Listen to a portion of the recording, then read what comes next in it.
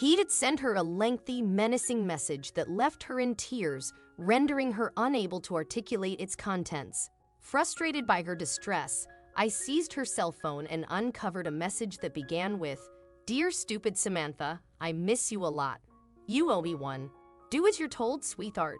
Otherwise, this beautiful photo of you will be all over Facebook and your life will be ruined forever." Attached to the message was an inappropriate photograph of Samantha, holding a beer bottle, clearly taken without her consent. The sender's despicable actions repulsed me. I urged her to confide in Dad, but she vehemently refused. In her desperation, Samantha believed her only recourse was to secretly borrow money from Dad, intending to appease this individual. However, this notion didn't sit well with me. Taking money from Dad without his knowledge amounted to theft, an act we had never engaged in before. The question remained, why did we find ourselves in such a dire situation? Ultimately, Samantha managed to convince me, arguing that Dad would not even notice a substantial sum missing due to his immense wealth. Reluctantly, we embarked on a mission to locate the money in Dad's room, but our search proved futile. As we were on the verge of giving up, Samantha made a discovery in Dad's closet, a hidden box containing a sum of money. Samantha deduced that the remainder of Dad's funds must be in his bank account. This raised a concern in my mind. If Dad had stashed the majority of his money in the bank, he would undoubtedly notice the absence of the cash from his closet. Nonetheless, the potential ruination of my sister's life weighed heavily on us. Samantha discreetly took the money and concealed it in her room. That evening, as we all gathered for dinner, Dad's perceptive gaze settled upon our anxious and fearful expressions. Dad possessed an uncanny ability to understand us better than we understood ourselves. However, he seldom broached challenging topics directly. Clearing his throat, he reminisced, "When your mother was with us, she could discern my distress just by glimpsing at my face. She'd inquire, 'What's wrong?' And even when I remained silent, she always knew what troubled me without needing to ask. But I'm not as perceptive as your mother. While I can also sense when something's amiss, I can't pinpoint the exact issue." In that moment, I felt an overwhelming urge to spill the truth to him. However, Samantha's despondent expression held me back, rendering me mute. All I wished for was an end to our nightmare, a return to normalcy, and the resumption of our family's happiness. That night, we maintained silence, our smiles serving as a wordless facade. Words seemed inadequate. The following day, Samantha went to deliver the money to the man who demanded it. He accepted the funds with a smirk and departed. Samantha returned home, her heart filled with hope that her ordeal had concluded. Yet, before she could even share her relief with me, a new message arrived, bearing a fresh photograph.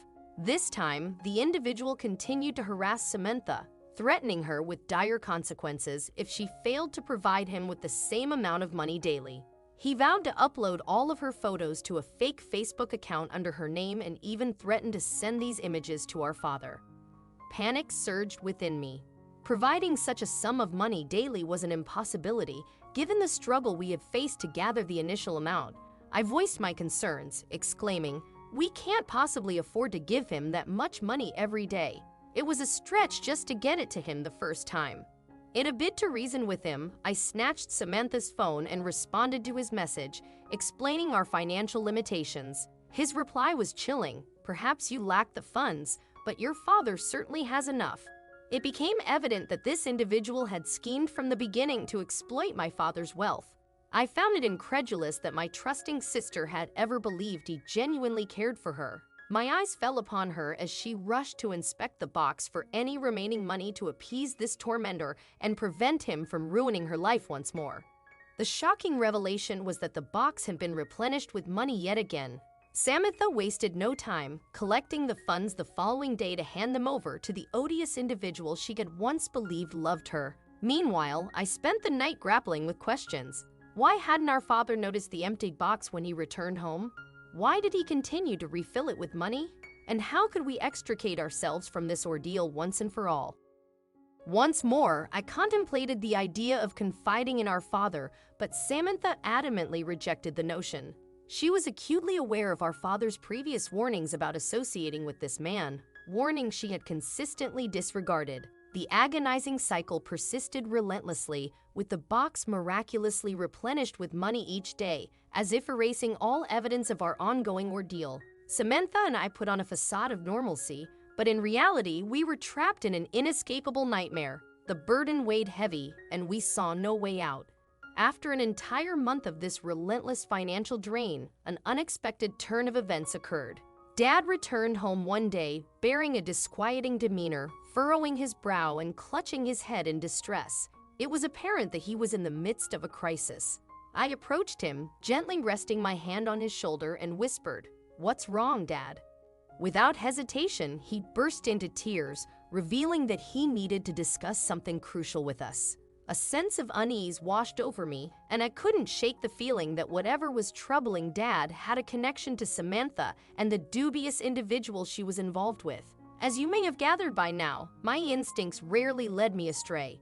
Dad disclosed the dire news that his company had gone bankrupt, leaving him financially devastated. He confessed that all the money he had concealed in his room had been stolen, leaving us with nothing. He stressed that if we couldn't identify the person responsible for the theft, bring them to justice, and recover our money, our lives would be forever altered. This was the very catastrophe I had feared all along, and I felt compelled to confess the truth to Dad. To my surprise, as I mustered the courage to reveal everything, Samantha intervened and declared, "I will tell him everything." To begin with, I could never have imagined that Samantha would find herself in such a predicament, let alone summon the courage to confess. While her actions had often been characterized by selfishness, this time she prioritized our family's well-being. Samantha mustered the strength to divulge the entire truth to Dad, providing every painstaking detail of our ordeal. However, Dad's response was unexpected.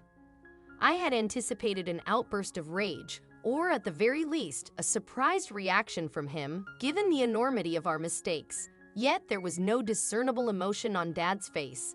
Upon Samantha's completion of her narrative, Dad reached for his cell phone and dialed a number. Speaking calmly, "Yes, as I suspected, you can proceed with the arrest." Samantha wore a look of astonishment, but I grasped the underlying truth. Dad broke into laughter and left the room. It wasn't until several hours later that he returned and began to explain what had transpired. The reality was far from what we had imagined.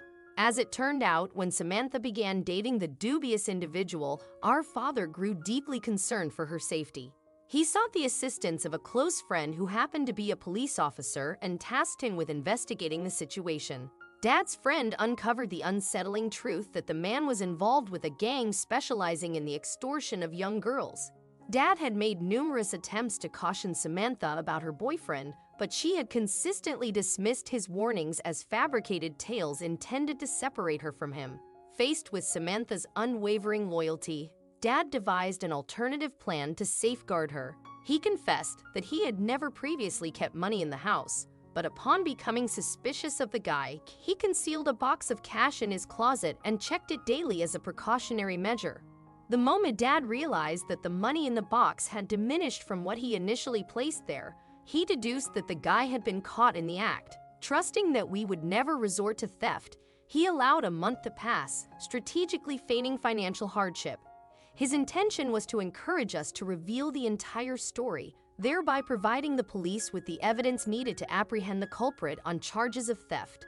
Dad's laughter echoed once more, and he remarked, "The company I manage won't go bankrupt due to a few dollars. What matters most is safeguarding your future." We truly had the best father in the world, even though we didn't realize it at the time.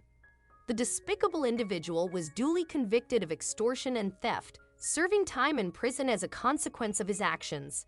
As for Samantha, the experience transformed her profoundly. She underwent a remarkable change, gravitating towards spending time with both Dad and me. Gone was the needy girl she once was, replaced by a more self-assured and resilient version of herself. And that concludes the story of my sister's ill-fated relationship with a thief and how we narrowly averted losing all our savings.